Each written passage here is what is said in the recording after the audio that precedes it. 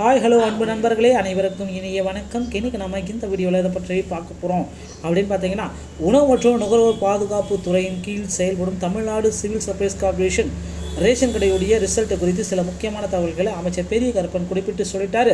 So அதை பற்றி இந்த வீடியோவில் முழுமையாக பார்க்கலாம். ஸோ வீடியோ ஸ்கிப் பண்ணாமல் பாருங்கள். வீடியோவோட இறுதியில் இவர்கள் ரேஷன் கடை தேர்வர்களுக்கு ஒரு மகிழ்ச்சியான செய்தி காத்துக்கிட்டு இருக்குங்க. ஸோ வாங்க வீடியோக்குள்ளே போகலாம். மறக்காமல் சப்ஸ்கிரைப் அண்ட் பெல்லை கிளிக் பண்ணி வச்சுக்கோங்க. தமிழகம் முழுவதுமே பார்த்திங்கன்னா ரேஷன் கடைகளில் விற்பனையாளர்கள் மற்றும் கட்டுநர்களுக்கு உண்டான ரிசல்ட்டை அப்டேட் பண்ணலாம் அப்படின்ட்டு அரசு சொல்லிட்டு இருக்கு.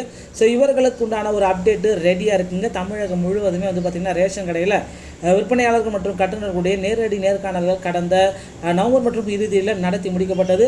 ஸோ முடிக்கப்பட்ட பிறகு பார்த்திங்கன்னா இன்னும் 3 மாதங்கள் ஆகியும் ரிசல்ட் எதுவுமே பப்ளிஷ் ஆகலை.